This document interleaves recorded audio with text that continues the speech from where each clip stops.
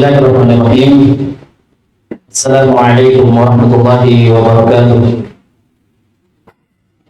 Alhamdulillahirabbil alamin. Wassalatu wassalamu ala Rasulillah wa ba'd. Teman-teman sekalian yang semoga senantiasa dirahmati Allah Subhanahu wa taala. Kembali pada pagi kali ini kita bersyukur kepada Allah Subhanahu wa taala atas segala nikmat serta karunia-Nya kepada kita. Alhamdulillah, kembali kita dipertemukan oleh Allah Subhanahu wa taala di program tanya jawab bersama Asatidzah. Semoga salawat serta salam senantiasa kita aturkan kepada Nabi kita, junjungan kita, Nabi besar Muhammad sallallahu alaihi wasallam beserta para sahabatnya dan kaum muslimin yang senantiasa mengikuti petunjuk beliau. Alhamdulillah, sebagaimana biasa di program kami tanya jawab bersama Asatidzah ini, tentunya kita bersama guru kita yaitu Al-Ustaz Abu Yusuf bin Hafizahullah Ta'ala. Gimana kabarnya Ustaz? Alhamdulillah. Alhamdulillah. Sehat ya Ustaz? Alhamdulillah. Sebagaimana biasa mengawali acara kita pada pagi hari ini, kami ingatkan kembali kepada teman-teman yang sudah bergabung secara online di channel Abu Yusuf bin dan di Facebook maupun di YouTube untuk memberikan pertanyaan terbaiknya. Kemudian juga kami ingatkan kembali kepada teman-teman sekalian untuk kebaikan ini atau channel ini tidak terputus di tangan Anda, bisa share link tersebut kepada keluarga dan kerabat kita. Semoga kebaikan ini bisa sampai kepada mereka. Sudah ada beberapa pertanyaan yang masuk. Kami juga ingatkan kembali kepada teman-teman yang sudah hadir secara offline, bisa memberikan pertanyaan lewat kertas. Kalau tidak bisa lewat kertas, bisa angkat tangan. Insya Allah kita akan memberikan sesi tanya jawab. Ustaz, langsung aja kita ada beberapa pertanyaan yang masuk. Kita mulai di Facebook. Sudah ada yang masuk, Ustaz. Ustaz, izin bertanya, apakah boleh seorang panitia kurban ikut berkurban? Jazakumullah khairan. Bismillahirrahmanirrahim. Alhamdulillahirabbil alamin. Wassalatu wassalamu ala Rasulillah wa ala alihi wa ashabihi wa man tabi'ahum bi ihsan ila yaumiddin, amma ba'd. Terkait dengan pertanyaan pertama ini, apakah boleh panitia kurban ikut berkurban? Ya, tidak ada yang melarang panitia kurban itu untuk berkurban. Tidak ada yang melarang. Kurban itu adalah sunnah muakkadah, sunnah yang sangat dianjurkan. Bahkan sebagian para ulama berpendapat wajib, seperti orang-orang Zahiriyah. Sebagian para ulama berpendapat wajib, walaupun yang benarnya adalah pendapat mayoritas bahwa berkurban hukumnya adalah sunnah muakkadah, sunnah yang sangat dianjurkan, tidak pantas ditinggalkan oleh yang mampu. Tidak pantas ditinggalkan oleh yang mampu. Ini bagi siapa saja dari kaum muslimin yang sudah balik dan berakal. Yang sudah balik dan berakal. Apakah dia panitia kurban ataupun bukan panitia kurban. Menjadi panitia kurban itu bukan menjadi penghalang bagi dia untuk melakukan ibadah yang besar ini, ibadah yang diperintahkan oleh Allah Subhanahu wa taala di dalam Al-Qur'an, demikian pula yang dianjurkan oleh Nabi sallallahu alaihi wasallam di dalam hadis. Kata Allah Subhanahu wa taala, "Qul inna sholati wa nusuki wa mahyaya wa mamati lillahi rabbil alamin." Katakan wahai Muhammad, sungguh salatku, sembelihanku, hidupku dan matiku hanya untuk Allah Subhanahu wa taala, Rabb alam semesta. Demikian pula firman Allah Subhanahu wa taala, "Fasholli li rabbika wanhar." Salatlah untuk Rabbmu dan berkurbanlah. Ada mengatakan maksudnya salatlah salat Idul Adha, kemudian berkurbanlah. Kemudian berkurbanlah. Demikian pula Nabi sallallahu alaihi wasallam katakan, "Awwalu ma nabda'u bihi fi yaumina hadza an nusalli tsumma nanhar." Awal yang kita lakukan pada hari kita ini, yang maksudnya hari Idul Adha, adalah kita sholat Id, kemudian kita berkurban. Kemudian kita berkurban. Ini semua adalah anjuran bagi siapa saja yang ingin dan mampu melakukannya. Allahu a'lam. Pada pertanyaan selanjutnya Ustaz, pertanyaan yang masuk dengan kertas Ustaz, lumayan panjang. Assalamualaikum Ustaz, anak berasal dari jauh. Anak berasal jauh dari Makassar. Datang ke Makassar untuk menuntut ilmu, meninggalkan kedua orang tua dan karena ayah sekarang sementara sakit.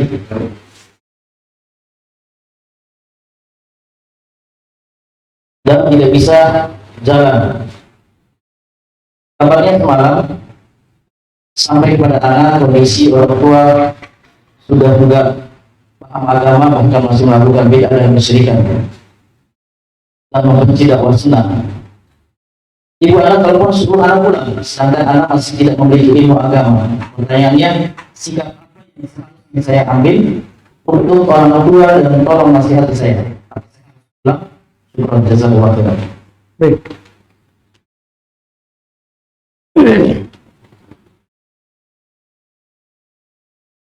Ada di hadis Nabi SAW di zaman beliau datang seorang lelaki, dia minta berjihad di jalan Allah Subhanahu wa Ta'ala kepada Nabi kita Muhammad SAW. Nabi bertanya kepadanya, ahayyun walidak, apakah masih hidup kedua orang tuamu? Orang itu menjawab, iya, masih hidup. Maka kata Nabi SAW kepadanya, fafihima fajahid, maka pada kedua orang tuamu lah kamu berjihad. Apa maksudnya? Kenapa saya sampaikan dulu hadis ini? Nah, sekarang Nabi di sini seorang datang kepadanya meminta untuk berjihad. Tahu sendiri bahwa berjihad itu adalah Rasul Islam, paling tingginya dalam Islam. Paling tingginya dalam Islam. Dan bersamaan dengan itu, ketika ada orang yang datang bertanya kepada Nabi dan ingin ikut berjihad, Nabi menanyakan dulu apakah orang tuanya masih hidup atau sudah meninggal. Ketika sahabat ini mengatakan masih hidup, kata Nabi, kembali ke orang tuamu. Apalagi kalau kita menuntut ilmu. Makanya kita melihat banyak dari ulama madhab ketika mereka bertanya, mana yang lebih utama, saya berbuat baik kepada orang tua atau saya pergi menuntut ilmu? Mereka katakan berbuat baik kepada orang tua. Berbuat baik kepada orang tua. Maka dalam kasus ini kita kembali ke kampung kita, layani orang tua kita, bapak kita yang sakit, bantu ibu kita, itu lebih baik. Dan itu hal yang wajib. Itu hal yang wajib bagi kita seorang anak. Masalah orang tua kita melakukan bid'ah, itu urusan lain. Siapa tahu dengan kita pulang melayaninya, mereka akan meninggalkan bid'ahnya. Mereka akan meninggalkan bid'ahnya. Di sini kita katakan kembali pulang ke rumah, ya, bantu orang tua, berbuat baik kepadanya, dan menuntut ilmu. Alhamdulillah sekarang ini kita banyak kemudahan. Kita banyak kemudahan. Kalau kita tidak bisa di Makassar menetap menuntut ilmu, bisa di kampung. Sekarang kita melakukan tanya jawab di warkop, tapi yang menyaksikan di luar daripada warkop ini lebih banyak. Lebih banyak. Misalnya kita sekarang kita live 81 orang. Ini awal kita mulai ini, sekarang 81 orang. Kalau dibandingkan dengan antum di sini, kan begitu. Lebih banyak di live-nya. Iya, artinya ana bukan mau mengatakan bahwa iya, alhamdulillah banyak yang live atau antum sedikit datang, bukan. Maksudnya ana ingin katakan bahwa sekarang ini orang ingin mendengarkan agama mudah. Orang ingin belajar itu mudah. Tinggal kita sendiri mau nggak untuk belajar? Mau nggak untuk mendengarkan ilmu agama Allah Subhanahu wa Ta'ala? Itu di masa kita ini mudah untuk belajar. Mudah untuk belajar. Maka itu wallahu alam yang kita bisa katakan terkait dengan yang bertanya. Masya Allah. Ini kejadian sama seperti anak dulu. Masya Allah. Waktu pengen sekali masuk di Ma'had, meninggalkan kuliah, saya juga ikut sholat. Akhirnya tidak ada kiriman sama sekali, belajar juga berantakan. Akhirnya dinasihat sama Ustaz. Alhamdulillah sampai sekarang, Masya Allah. Alhamdulillah. Bahkan meninggalkan kesyirikan, tanpa saya. Alhamdulillah. Itu maksudnya begitu. Jadi banyak yang kita pahami yang seperti itu. Banyak kejadian. Dan banyak dari ulama kita memang meninggal orang tuanya baru dia pergi belajar. Dia layani dulu orang tuanya, nanti meninggal orang tuanya baru dia bisa belajar karena orang tuanya lebih butuh pada dia saat itu. Itu wallahualam. Kita lanjut pertanyaan berikutnya, Ustaz. Apakah boleh melakukan sholat sunnah rawatib sebelum sholat asar dikarenakan tidak ada dalilnya? Sholat sunnah rawatib sebelum sholat asar karena tidak ada dalilnya. Maksudnya kalau tidak ada dalilnya itu maksudnya tidak masuk dalam rawatib yang disebutkan dalam hadits Ibnu Umar. Demikian pula hadits dari sahabiat yang lain. Dalam hadits Ibnu Umar disebutkan cuma 10 rakaat sholat rawatib atau 12 rakaat sholat rawatib. Dalam hadits dari istri Nabi SAW disebutkan 14 rakaat dari sholat rawatib.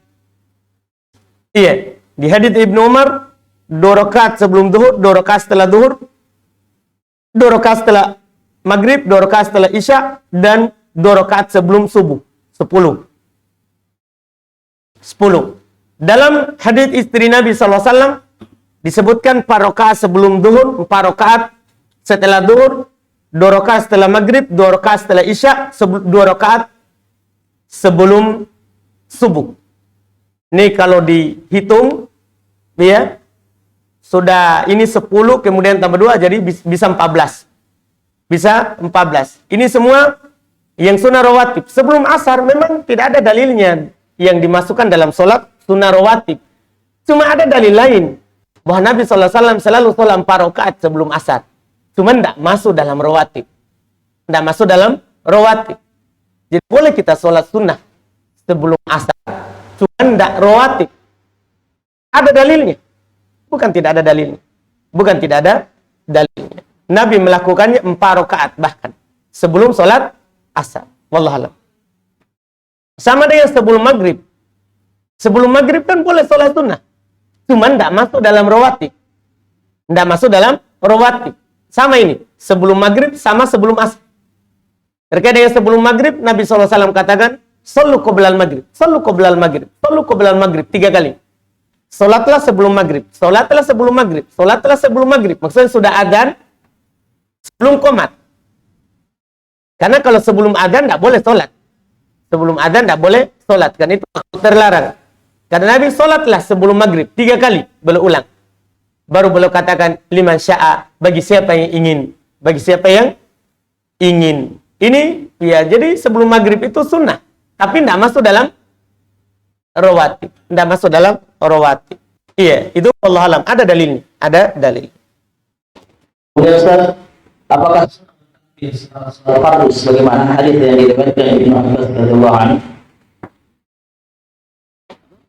Apakah sunnah bertakbir setelah sholat fardu sebagaimana hadis yang diriwayatkan Ibnu Abbas radhiyallahu anhu?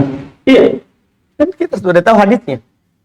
Kalau sudah ada hadisnya, sebagaimana yang disebut oleh penulis hadis Ibnu Abbas, itu riwayat Bukhari Muslim, bahwa beliau katakan kami tidak mengetahui selesai sholat Nabi SAW kecuali dengan suara takbir. Dengan suara takbir. Sunnah kita bertakbir setelah sholat dijaharkan. Dijaharkan. Wallahualam. Kemudian ada sering bercanda sama zauji, memanggilnya dengan kata om. Om. Jadi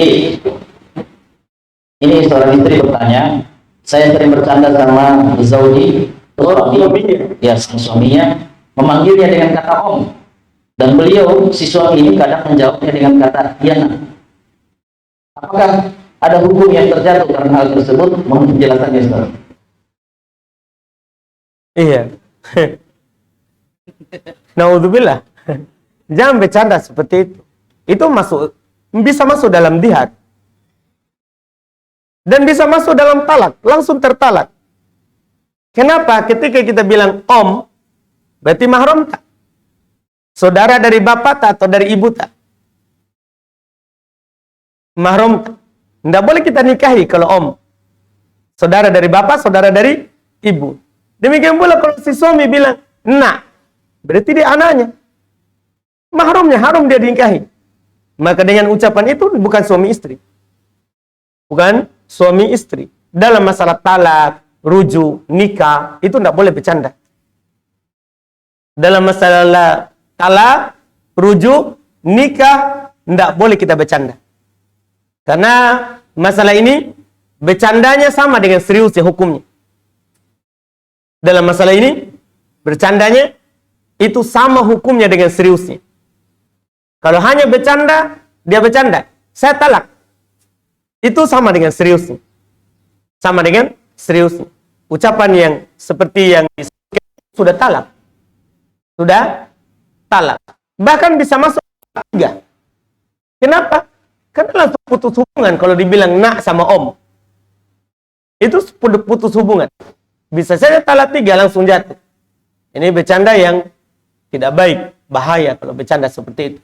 Seorang harus bertakwa kepada Allah Subhanahu wa taala terkait dengan hubungan keluarga itu tidak boleh dibercandakan. Tidak boleh dibercandakan.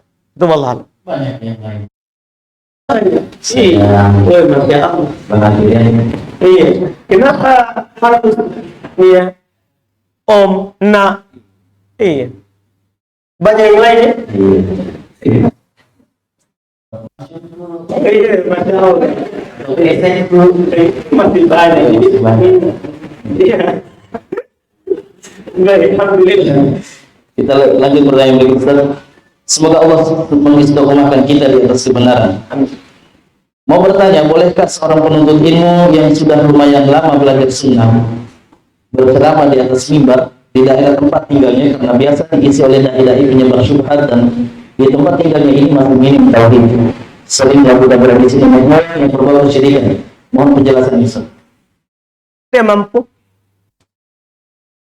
Dibilang sini kan sudah lama belajar. Sudah lama belajar. Sudah lama belajar ya, bukan sudah lama di pondok. Nah ada juga orang sudah lama di pondok, tapi di pondok tidak belajar. Iya. Jadi pertanyaannya kan sudah lama belajar. Ketika dia sudah lama belajar, banyak dia pelajari, boleh dia berceramah. Tapi dia ceramahkan ya semampu dia, tidak usah paksa. Kalau ditanya, kalau dia tahu dia jawab. Kalau tidak tahu, bilang wallahualam. Bilang wallahualam. Tidak boleh gengsi. Iya, tidak boleh. Karena ada sebagian orang itu ilmu yang masih baru, kalau ditanya sesuatu, seakan-akan dia Syekhul Islam Ibnu Taimiyah. Tidak ada yang dia tidak tahu. Iya, terlanjur dikatakan ustadz. Terlanjur dikatakan ustadz. Makanya tentunya di sini, ya kalau dia mampu, silakan. Lakukan semampunya. Lakukan semampunya. Kalau dia tidak tahu, dia tinggal jawab tidak tahu. Wallahualam. Dan jangan dia masuk dalam perdebatan dengan masyarakat terkait dengan apa yang terjadi di kampungnya. Wallah. Ustaz, apakah membaca doa ruku dan sujud selain yang selalu dibaca Subhanallahil azim dan Subhanallahil a'la disunahkan juga membaca 3 kali? Semuanya disunahkan 3 kali. Semuanya. Karena sebenarnya semua lafaz doa ruku dan doa sujud itu tidak ada angka 3. Tidak ada kata 3 kali.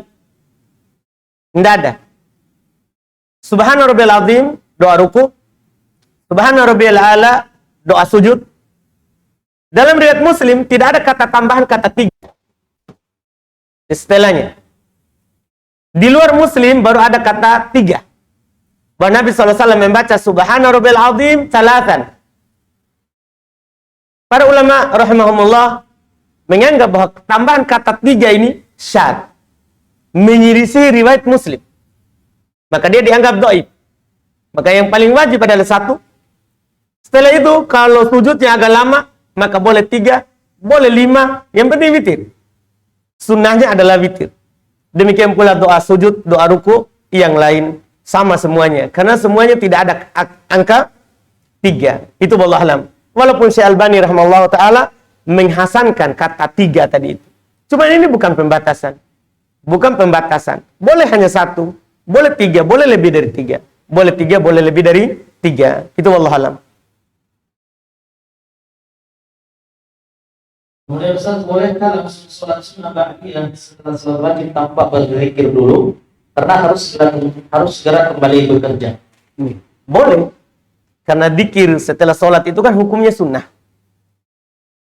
Kalau kita langsung ingin setelahnya karena ada kesibukan kerja yang harus kita lakukan, maka boleh. Iya, boleh. Hanya saja ya kita kalau bertanya, ada pahala nggak ya zikirnya atau tidak? Ya tidak. Cuman kita tidak dapat dosa. Kita tidak berdosa. Karena berzikir setelah sholat 5 waktu, hukumnya adalah disepakati sunnah. Hukumnya adalah disepakati sunnah. Kita akan mendapatkan banyak keutamaan. Banyak keutamaan. Di antaranya yang disebutkan dalam hadis Nabi SAW, sebagaimana dikeluhkan oleh para sahabat di masa itu, kita akan lebih utama daripada orang kaya yang bersedekah dengan hartanya. Kalau kita menjaga zikir setelah sholat 5 waktu. Karena waktu itu datang para sahabat kepada Nabi SAW mengeluhkan dahaba ahlud duthur.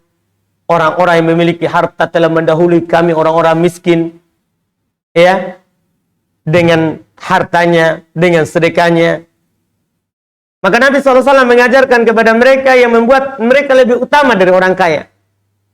Yang diajarkan adalah bertasbih, bertahmid, bertakbir setelah sholat 5 waktu. Setelah sholat 5 waktu. Jadi kalau kita melakukannya, kita akan mendapatkan keutamaan. Tapi kalau kita tinggalkan, ya kita tidak dapat dosa. Kita tidak dapat dosa. Wallahualam.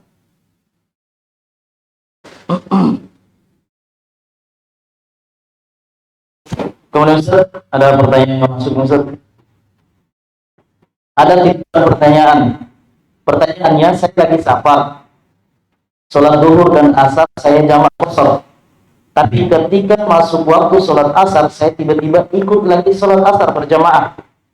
Nanti rakaat 2 baru teringat sudah mengqashar sholat asar. Bagaimana hukum sholat asar saya? Dan ketika sadar bahwa sudah melaksanakan sholat asar, dilanjutkan sholat asar atau batalkan Ustaz? Barakallahu fikum. Ini berarti dia lakukan dalam keadaan dia lupa. Pertama kita katakan ya tidak dosa. Karena orang yang lupa dari sesuatu itu diangkat pena darinya. Itu tidak ditulis sebagai dosa atau tidak ditulis sebagai apa? Kesalahan.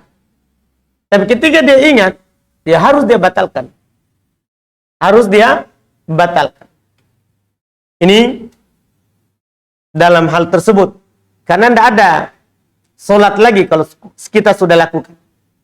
Kalau kita sudah lakukan. Kalau dia sengaja lakukan, dalam keadaan dia sadar dia sudah sholat, maka ini ya bahkan sebagian ulama agak keras. Batal Islamnya. Kenapa bisa? Kan ini dia menambah 1 sholat lagi. Sholat itu kan yang wajib berapa? Dalam sehari semalam. Kan 5. Sekarang dia sudah sadar, dia sudah sholat. Dia tetap lanjut. Berarti dia tambah 1 lagi, 6. Nah, ini menentang syariat. Menentang syariat. Makanya kalau kita sadar itu sudah ya kita lakukan, maka wajib kita batalkan. Wajib kita batalkan. Demikian pula, Masya Allah saya pernah baca, ada orang sholat, dia lupa kalau belum wudhu. Ini yang saya pernah juga baca. Dia lupa, dia sudah dalam sholat. Dia sholat. Allahu Akbar. Di tengah sholat baru dia ingat, ternyata dia belum wudhu. Dia belum wudhu. Apakah dia lanjut atau dia batalkan? Maka di sini wajib dia keluar. Karena tidak ada sholat bagi orang yang tidak wudhu. Bagaimana kalau dia lanjutkan? Masya Allah dikatakan oleh para ulama, kalau dia lanjut dalam keadaan dia tahu belum wudhu, kafir. Kenapa bisa? Karena ini menentang perintah Al-Quran. Allah Subhanahu wa Ta'ala perintahkan untuk berwudu sebelum sholat. Ya ayyuhalladzina amanu idza kumtum ila sholati faghsilu wujuhakum. Wahai orang-orang beriman, kalau kalian berdiri untuk sholat, cuci wajah. Maksudnya wudu. Wudu. Demikian pula Nabi SAW, la yaqbalullahu sholata ahadikum idza hadatsa hatta yatawadda. Hadits Abu Hurairah riwayat Imam Al-Bukhari dan Imam Muslim. Allah tidak menerima sholat salah seorang dari kalian apabila dia berhadas sampai dia berwudu. Sekarang dia sengaja menentang Rasul. Maka yang dibilang bisa kafir kalau sengaja melakukannya. Maka tidak ada pilihan lain kecuali keluar. Karena kadang sebagian orang malu. Wah, malu keluar, masa batal? Tidak boleh malu, ini syariat. Ini syariat. Ini yang pernah Anda baca. Ternyata keras dalam masalah itu. Ya, hukumnya. Itu wallahualam. Baik, kemudian Ustaz,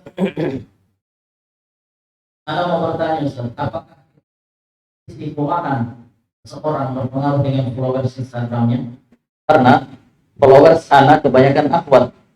Apakah saya harus membersihkan semua followers Anda agar semua followers Anda bisa bersih dan tidak ada tersisa?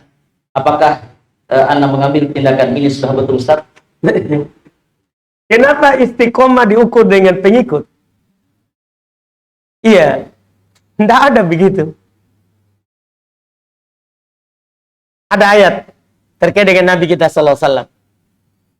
Kata Allah Subhanahu wa taala kepada Nabi kita Muhammad sallallahu alaihi wasallam, "Fastaqim kama umirta."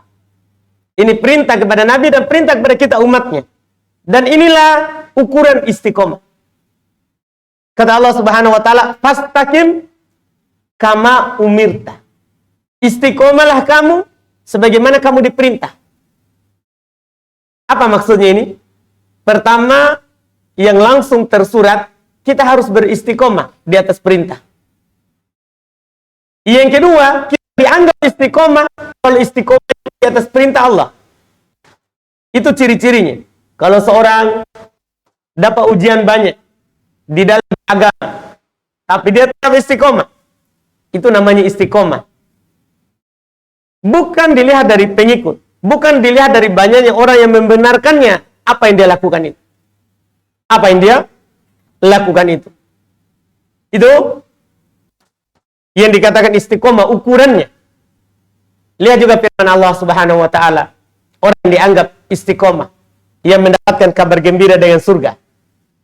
Tidak ada dibilang yang banyak pengikutnya, akhwat ataupun ikhwan. Kata Allah Subhanahu wa taala, "Innal ladzina qalu rabbuna Allah tsumma istaqamu tatanazzalu alaihimul malaikah alla takhafu wa la tahzanu." Orang-orang yang mengatakan Rabb kami adalah Allah, kemudian dia istiqomah. Jadi ukurannya itu dia berucap Rabbku adalah Allah, kemudian istiqomah. Itu ukurannya. Akan turun kepadanya malaikat. Malaikat itu berkata, jangan takut, jangan bersedih. Jangan takut, jangan bersedih. Beri kabar gembira dia dengan surga yang telah disiapkan untuknya. Ini yang dibilang istiqomah. Yang dibilang istiqomah. Ukurannya adalah bagaimana kita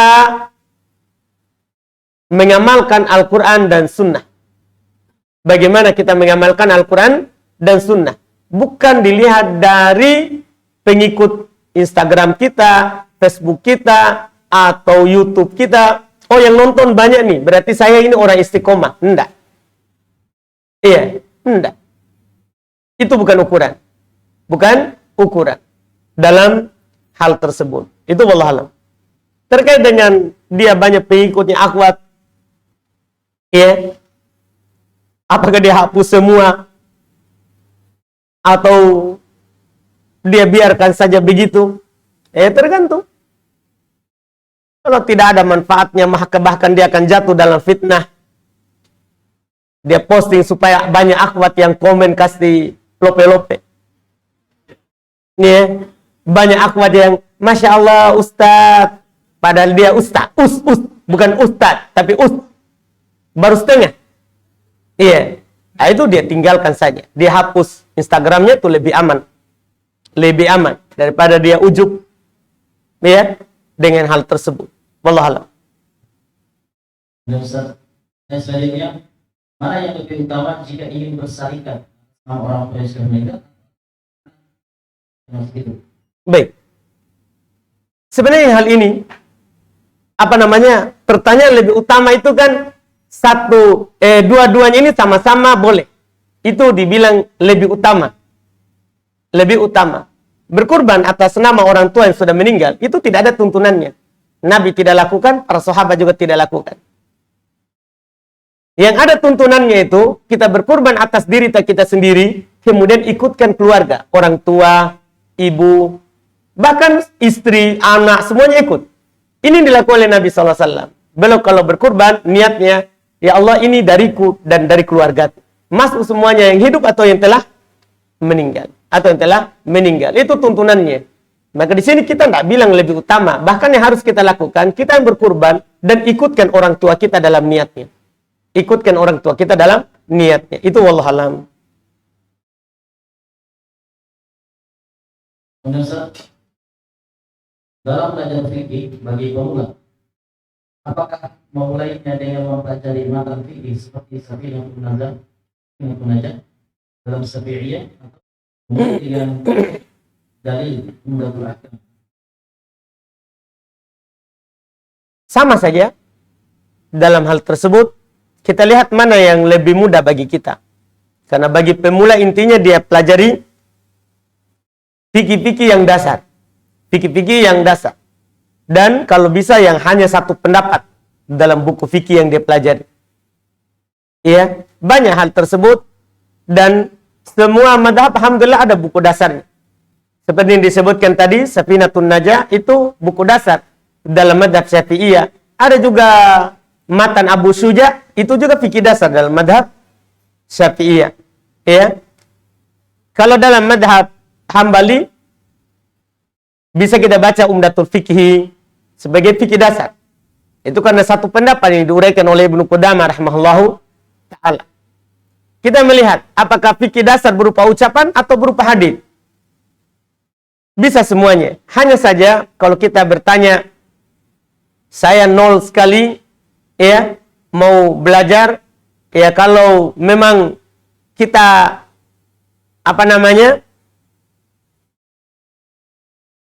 baru hanya ingin membaca saja, bukan pakai guru, maka langsung buku hadis, maksudnya kayak Umdatul Ahkam, itu lebih bagus, karena langsung hadis kita amalkan. Kalau baca sendiri. Adapun kalau ada yang menjelaskannya, ya boleh matan-matan tadi. Karena masalahnya kalau matan yang tadi itu, kita butuh cari lagi dalilnya. Kan itu hanya ucapan biasa. Ucapan dari penulis. Kalau Umdatul Ahkam yang matan hadis, kita langsung baca hadisnya, dan kita amalkan, itu tidak mengap. Itu terserah kita, tergantung dari kita mana yang mudah bagi kita untuk baca. Ya, tentunya pemula di sini ya, karena pemula belum bisa bahasa Arab. Alhamdulillah Umdatul Ahkam sekarang kan banyak terjemahannya. Kalau Safinatun Najah, wallahualam ada terjemahannya. Kalau Matan Abi Syuja ada terjemahannya. Ada terjemahan dari Ustadz kita, Ustadz Dzulqarnain. Kalau Matan Abi Syuja. Wallahualam. Pertanyaan selanjutnya, Ustaz. Saya ingin bertanya mengenai fikih sholat Jumat. Beberapa pekan lalu, khatib hanya sekali melakukan khutbah. Jamaah sudah mengingatkan, namun sang khatib terus turun dari mimbar lalu melanjutkan sholat Jumat. Apakah sah sholat Jumat tersebut, Ustaz? Atau kita harus ulang sholat tersebut dari sholat zuhur? Syukran, Ustaz. Jazakumullah khairan. Baik. Untuk khatibnya menyelisih sunnah. Tentunya karena Nabi SAW kalau khutbah Jumat beliau khutbah 2 kali. Jadi sekarang untuk khatibnya dia menyelisih sunnah Nabi SAW. Salah dia dalam hal tersebut. Terkait dengan sholat Jumat kita makmum yang ikut, apakah sah atau tidak? Sah. Sah. Kenapa dibilang sah? Karena orang kalau datang Jumat, dia dapat imam sebelum salam, itu sudah dianggap sholat Jumat. Sudah dianggap apa? Sholat Jumat. Jadi sholatnya sah. Walaupun khotibnya khutbahnya cuma 1 kali. Tidak perlu diulang. Kemudian Ustaz, Apakah melubangi telinga anak perempuan untuk memasang anting-anting termasuk menzalimi anak? Tidak. Iya, tidak mendolimi anak. Karena hal itu mubah, hal itu boleh. Mendolimi itu kalau hal yang tidak boleh baru kita lakukan. Baru kita lakukan. Masalah melubang ya telinga itu hal yang boleh. Hal yang dibolehkan. Tidak dolim kalau kita lakukan. Kemudian Ustaz, bagaimana caranya Ustaz ketika dalam sholat tiba-tiba terpikirkan hal yang lain-lain, pikiran kemana-mana? Bagaimana pula caranya mengatasi ketika dalam sholat tiba-tiba muncul perasaan ria? Iya. Kalau dalam sholat pikiran kemana-mana itu Masya Allah. Kita bertawud. Boleh kita meludah kecil di sebelah kiri. Karena itu adalah syaitan yang datang membisikkan kita segala sesuatu yang kita ingat dalam sholat. Karena dalam hadis Nabi SAW, syaitan kalau muadzin adzan, dia akan lari sambil kentut. Dia akan lari sambil kentut. Setelah adzan dia akan datang lagi. Dia membisikkan kepada orang yang sholat. Ingat ini, ingat itu. Bahkan sampai bisikannya kadang dia bertanya, siapa yang menciptakan langit dan bumi? Kita terbawa, akan menjawab Allah. Siapa yang menciptakan kamu, akan menjawab, kita akan menjawab Allah. Siapa yang menciptakan Allah? Sampai seperti itu pertanyaannya. Sampai seperti itu pertanyaannya. Ini syaitan. Ini syaitan. Kalau itu terjadi, maka kita bertawud. Kita baca, a'udzubillahi minasyaitonirrajim. Dan boleh kita meludah kecil di sebelah kiri. Ini kalau tidak terjadi fitnah. Siapa tahu nanti orang sebelah merasa kita disiku. Karena kita ludahi dia. Ya, kalau orang di hadapan kita adalah orang-orang yang tidak tahu, maka cukup kita bertawud. Cukup kita bertawud. Itu yang kita lakukan. Supaya kembali konsentrasi dalam sholat. Demikian pula kalau ada was-was, muncul ingin ria. Muncul ingin ria. Kita segera bertobat dan sadar kepada Allah Subhanahu wa taala dan sholat karena Allah Subhanahu wa taala, bukan karena ingin dilihat atau ingin didengar oleh orang lain. Wallahu a'lam. Kemudian Ustaz, bagaimana hukum sujud tilawah saat sholat subuh? Karena kebiasaan di masjid dekat rumah, kalau subuhnya sujud tilawah setelah membaca surat saja. Bukan setelah ya, maksudnya dalam membaca surat saja. Apa hukum sujud tilawah? Sunnah. Mayoritas ulama berpendapat sunnah. Kalau kita dapat ayat sajadah, kita sujud sunnah. Satu kali sujud. Satu kali sujud. Hukumnya sunnah. Jadi kalau sujud, kita ikut sujud. Iya, itu mayoritas ulama berpendapat. Wallahualam. Kemudian Ustaz, dari Abdullah bin Umar radhiyallahu anhu bahwa Nabi sallallahu alaihi wasallam bersabda, seutama-utama salat di sisi Allah adalah salat subuh di hari Jumat yang berjamaah. Pertanyaannya, bagaimana derajat hadis tersebut Ustaz? Mohon penjelasannya.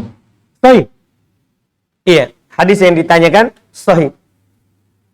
Salat yang utama adalah salat subuh secara berjamaah pada hari Jumat.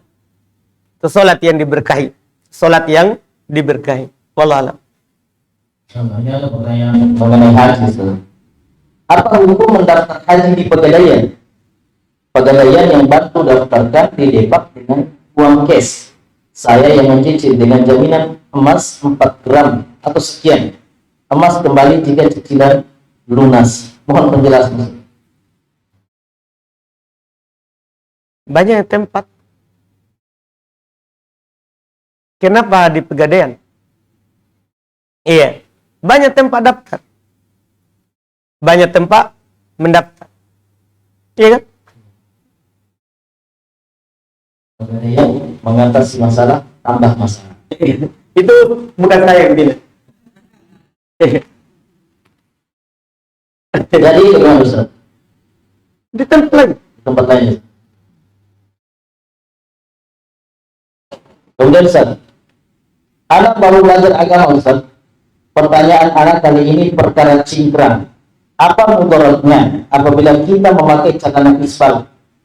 Sampai-sampai hadisnya itu melarang keras dan diganjar neraka. Iya. Apa mudaratnya? Jadi tahu mudaratnya baru kita lakukan. kadang syariat itu datang perintah atau datang larangan kepada kita, tidak ada disebutkan hikmahnya. Tidak ada disebutkan hikmahnya.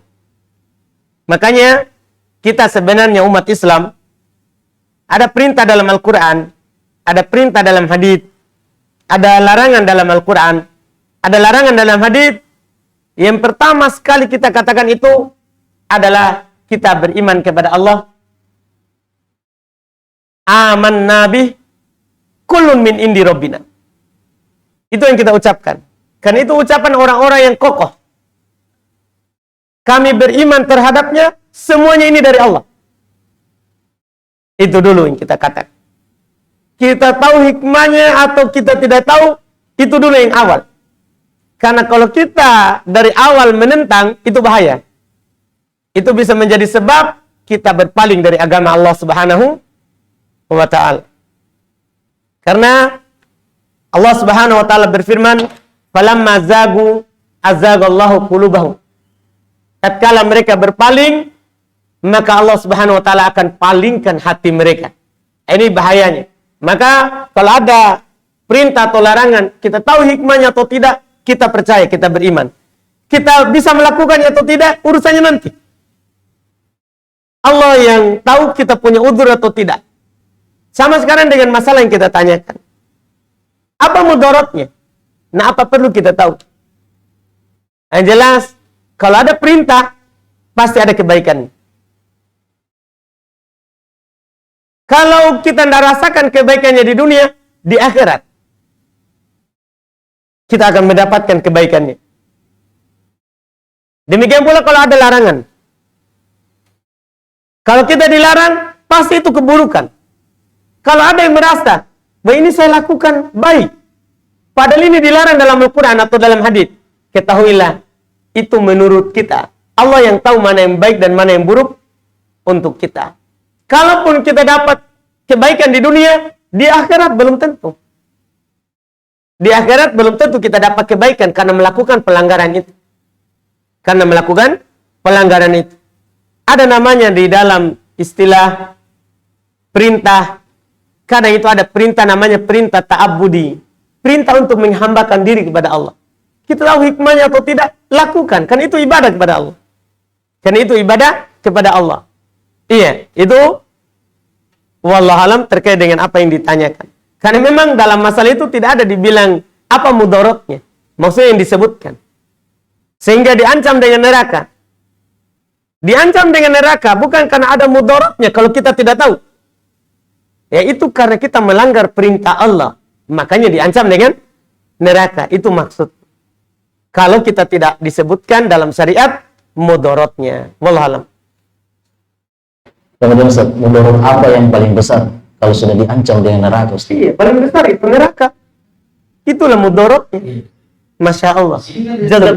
Iya Ustaz, apa mudaratnya? Ya neraka. Sampai itu melarang keras dan diganjar neraka. Iya, Ya, mudaratnya neraka. Iya Ustaz. Masya Allah. Jazakallah. Alhamdulillah. Mudarat apa lagi yang paling besar? Apalagi kita dibelah dua di dunia ini, Iya. tidak seberapa. Iya kan? Kalau ujungnya di neraka. Kalau ujungnya di surga, itu kesusahan dilupakan.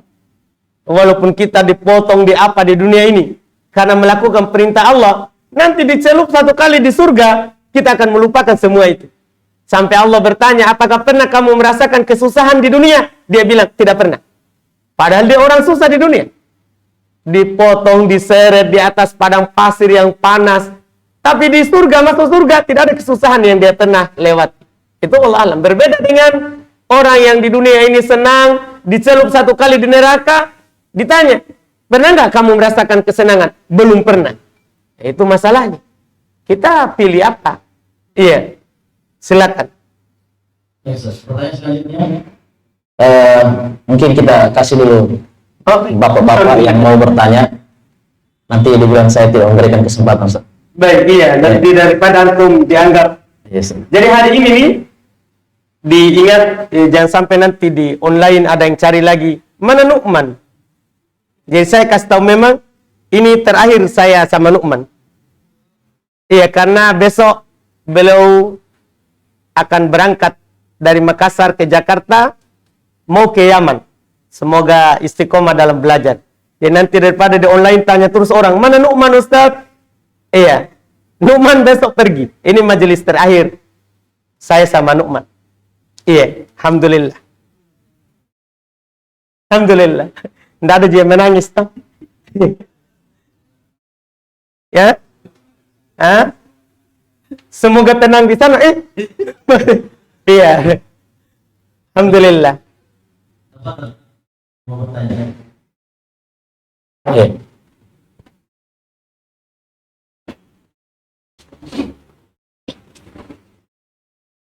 Bismillah, Assalamualaikum Ustaz. Waalaikumsalam. Pertanyaannya langsung saja. Orang tua waktu masih hidup, saya bilang itu harta bagi memang gitu. Tenang saja semuanya, begitu meninggal banyak yang komplain. Memang ada yang banyak, ada yang tidak. Terutama yang perempuan itu katanya lebih banyak. Sedikit. Tapi saya bilang perempuan itu kan dia yang pelihara. Tenang saja semua ini. Apa tindakan selanjutnya untuk mengatasi semua ini? Baik. Waalaikumsalam warahmatullahi wabarakatuh. Jadi tadi tunggu. Tadi dibagi memang orang tua bagi. Baik, alhamdulillah. Terkait dengan harta, kalau dibagi sebelum meninggal itu harus adil. Itu bedanya setelah meninggal. Kalau sebelum meninggal, kalau dikasih anak sini yang seperti itu, anak sana juga harus kasih. Datang Bashir, sahabat Nabi SAW, ketika lahir Nu'man, tapi bukan Nu'man ini, Nu'man anaknya, ketika lahir Nu'man, radhiyallahu ta'ala anhuma, datang Bashir kepada Nabi SAW. Dia bilang dulu ke istrinya, ini saya berikan Nu'man ini. Tapi istrinya tidak mau. Sampai kamu mempersaksikan Nabi SAW dalam hal tersebut. Datang dia kepada Nabi. Dia katakan hal tersebut. Bahwa saya berikan Nu'man ini. Kata Nabi SAW kepadanya, apa kamu berikan juga kepada anakmu yang lain? Dia bilang tidak. Kata Nabi, saya tidak mau bersaksi atas hal tersebut. Artinya kalau dikasih dibagi saat hidup, itu harus rata. Harus adil. Itu dulu, Pak. Kalau tidak adil ini akan bermasalah nanti setelah meninggal. Karena orang akan berbicara, meninggal saya sedikit. Ini kalau dibagi sebelum meninggal. Dan bukan warisan namanya, Pak. Itu pemberian orang tua. Pemberian orang tua. Ini harus adil. Harus adil. Beda kalau setelah meninggal. Maka dibagi harus sesuai dengan perintah Allah Subhanahu wa taala. Kan itu harta warisan itu diatur dalam Al-Qur'an pembagiannya. Diatur dalam Al-Qur'an pembagiannya. Secara umum, lidzakari mithlu haddzil untayain. Laki-laki lebih banyak daripada apa? Perempuan. Jadi bisa kita katakan, oh dia kan yang jaga, dia pelihara, itu masalah lain. Yang penting bagi dulu sesuai dengan perintah Allah. Kita mau kasih atau tidak, berarti kita yang menggugurkan hak kita. Ini kalau sudah meninggal, harta warisan itu ada hukumnya. Langsung Allah Subhanahu wa taala membagi. Bisa kita baca ayat di dalam surah An-Nisa, pembagian. Allah Allah. Kemudian Ustaz, kita lanjut pertanyaan ini. Apakah boleh sholat witir atau sholat tahajud berjamaah berdua dengan istri Ustaz? Berarti selain Ramadan? Tidak boleh. Tidak ada tuntunannya. Nabi SAW tidak pernah melakukan sholat berjamaah dalam sholat tahajud atau witir. Kecuali satu kali, itu pun untuk mengajarkan. Ibn Abbas radhiyallahu ta'ala. Ibn Abbas pernah tidur di rumah Nabi SAW. Di bibinya Maimunah. Nabi SAW bangun sholat malam, dia bangun. Berdiri di sebelah sini, Nabi arahkan ke sebelah sini. Itu yang dinukil dari Nabi SAW untuk mengajarkannya. Adapun dirutinkan, dilakukan dengan istri, anak di rumah, tidak ada tuntunannya. Tidak ada tuntunannya. Wallahu a'lam. Kemudian apakah semakin banyak jamaah ketika sholat, semakin banyak juga pahala yang didapatkan Ustaz? Wallahu a'lam kalau dalam sholat wajib. Wallahu a'lam. Kalau dalam sholat jenazah iya. Bahwa makin banyak yang sholat di jenazah, maka makin utama bagi si jenazah itu. Adapun sholat wajib, wallahualam, karena yang disebutkan dalam hadis riwayat Bukhari Muslim adalah terkait dengan sholat berjamaah itu lebih utama daripada sholat sendiri. Dibilang begitu. Dan berjamaah itu paling sedikit 2 orang sudah dianggap jamaah. Makmum sama imam itu sudah dianggap apa? Berjamaah. Ya, wallahualam, makin banyak pahalanya, wallahualam. Kemudian Ustaz, apakah anak dari adik suami saya atau keponakan suami saya termasuk mahram bagi saya? Anak dari adik suami.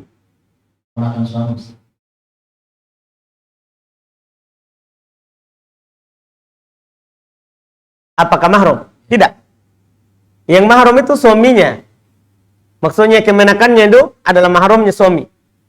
Kalau istri tidak. Kemudian Ustaz, tolong berikan nasihat indah agar saya tidak lebih condong kepada dunia, dan berikan saya nasihat indah agar lebih mengutamakan atau lebih condong kepada akhirat.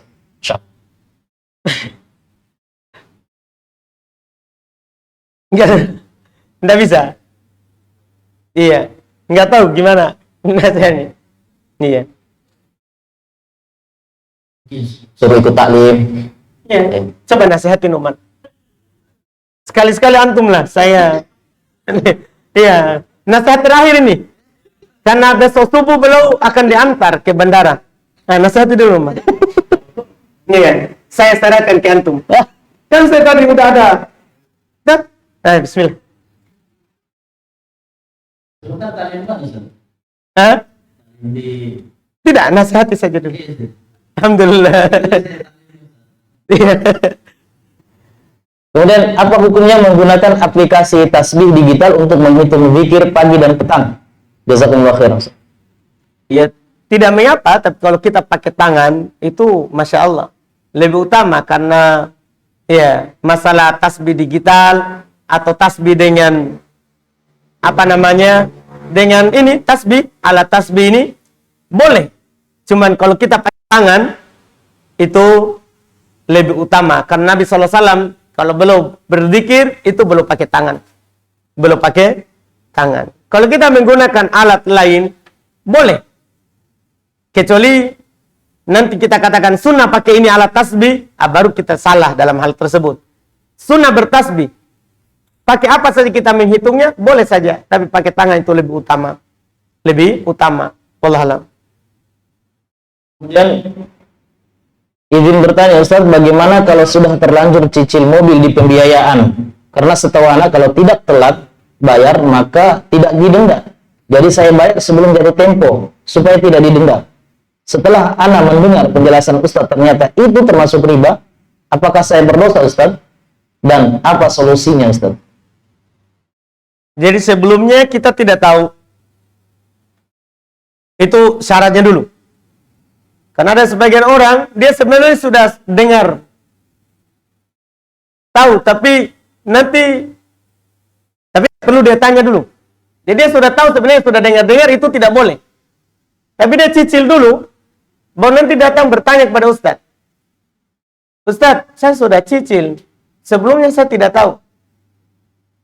Kadang ada orang begitu. Maunya dia bertanya dulu, baru lanjut. Tapi qadarullah, anggaplah kita 0 sekali, tidak tahu sama sekali. Tidak tahu sama sekali hukumnya. Kemudian kita mencicil dengan hal tersebut. Iya, maka kita lihat kalau cicilannya sudah jauh, tapi kalau baru sebulan kembalikan. Tapi kalau sudah jauh, ini kan nanti akan menggugurkan harta kita. Ya kita lanjutkan saja. Mau diapa? Kita lanjutkan saja. Itu wallahualam kalau sudah jauh. Ya, tapi kalau kita mau terbebas darinya, kita menjualnya, kita kembalikan, tidak ada masalah. Itu pilihan kita untuk keluar dari riba. Karena cicil lewat pembiayaan jelas ribanya, akad-akadnya riba.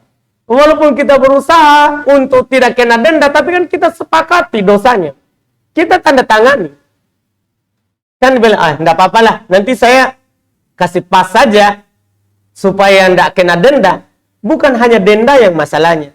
Masalahnya adalah kita sepakat di atas dosa dan maksiat. Kita tanda tangani dosanya. Itu wallahu alam. Ustaz, bolehkah qobliyah subuh di kodok ba'da subuh? Qobliyah subuh di kodok ba'da subuh. Kenapa kita kodok? Kalau kita ketiduran, ada udzur kita sehingga tidak sempat sebelum subuh, boleh dilakukan setelah subuh atau setelah matahari terbit. Boleh. Wallahu a'lam. Kemudian apakah boleh qasar salat saat saya pulang kampung ke Makassar? Saya sedang bekerja di Pulau Jawa namun belum mengubah KTP saya. KTP tetap Makassar. Berarti kita penduduk Makassar, tidak boleh kita jamak qasar.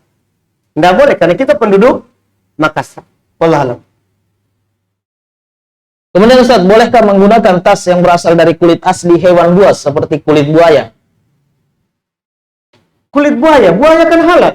Kenapa dipermasalahkan? Buaya itu halal dimakan, kan dia hewan air. Buaya itu halal dimakan, karena dia hewan air.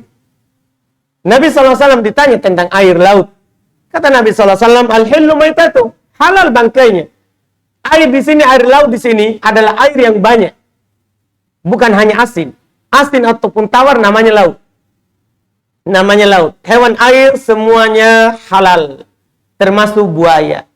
Kalau kita menggunakan kulitnya, tidak ada masalah.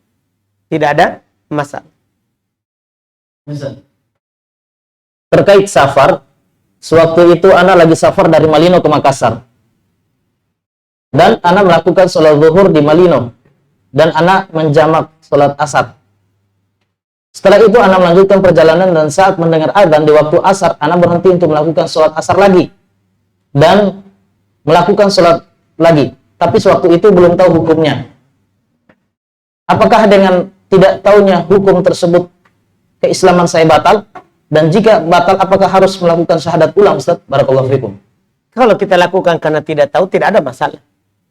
Tidak ada masalah. Yang kita bilang tadi itu kalau sengaja. Sudah tahu tapi sengaja dilakukan. Adapun kalau dia tidak tahu hukumnya, masih awam, masih bodoh, tidak ada ilmu tentang hal tersebut, maka tidak ada Islam yang batal, tidak ada dosa kita. Tidak ada dosa kita. Wallahu a'lam. Apa hukumnya wanita bercadar namun tidak menutup kedua telapak tangannya, Ustaz? Di mana? Dalam sholat? Enggak ada keterangan, Ustaz. Oh, tidak ada keterangan. Tidak pantas seperti itu. Kalau dalam sholat kan masih diperselisihkan ini tangan, batal sholat atau tidak. Kalau di luar sholat, tangan ditutup. Di luar sholat, tangan ditutup. Karena perempuan itu aurat. Perempuan itu aurat.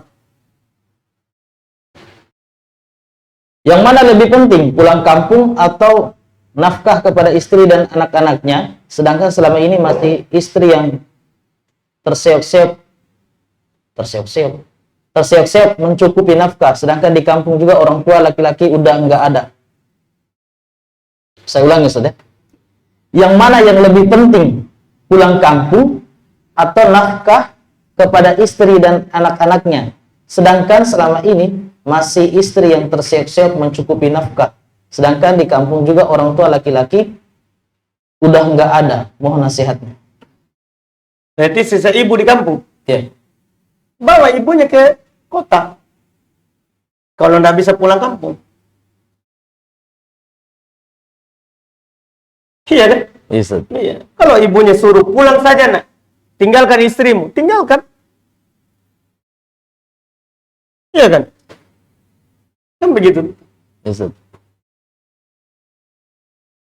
Bagaimana hukum sujud tilawah yang dibarengi dengan kunut subuh, Ustaz? Maksudnya sujud sambil kunut? Iya.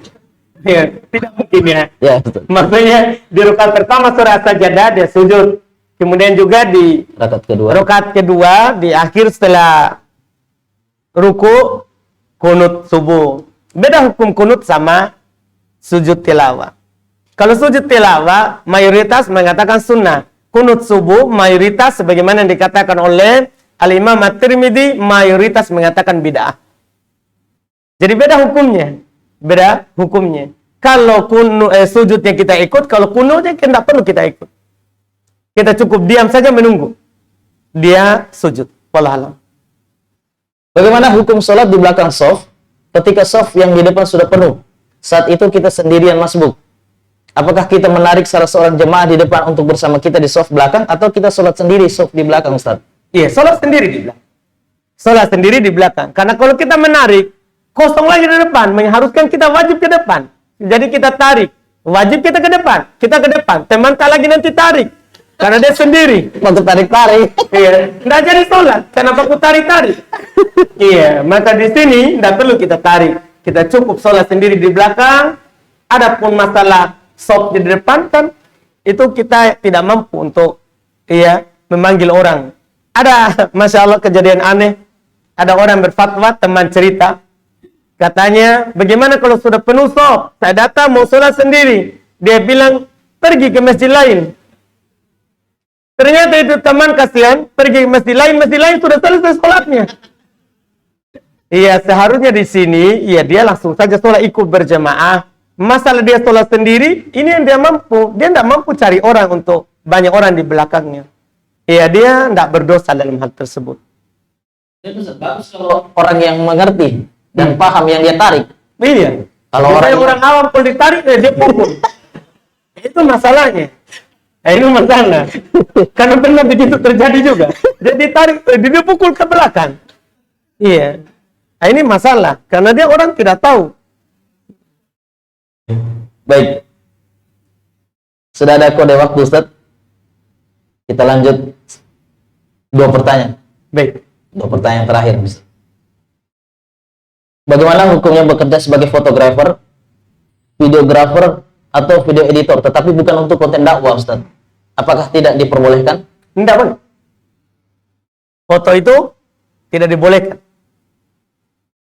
Kata Nabi SAW, kullu musawwir finnar. Setiap yang menggambar, itu di neraka. Setiap yang menggambar, itu di neraka. Hukum foto, haram. Hukum foto, haram. Wallahualam. Kemudian saya Untuk dipajang ya. Biasanya kalau di awam kan untuk dipajang. Itu lebih lagi. Kita membuat orang masuk dalam dosa dan maksiat. Karena kalau dia pajang di rumahnya, tidak akan masuk malaikat.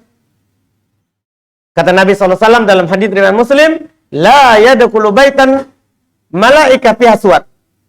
La tadkhulul malaika baitan fiha suwar.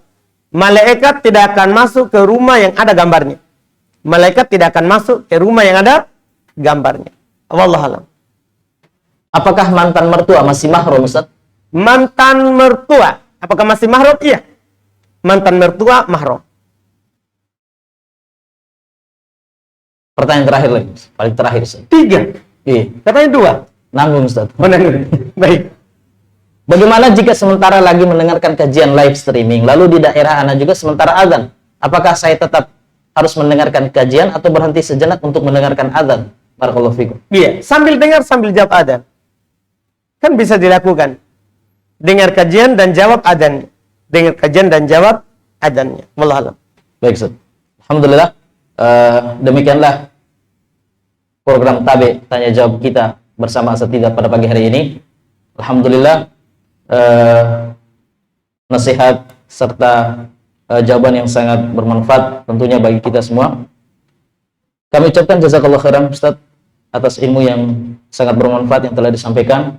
Kemudian kami mohon maaf sebesar-besarnya kepada teman-teman sekalian, baik yang hadir secara langsung maupun yang sudah bergabung di channel Abu Yusuf Ubaid Bima Official.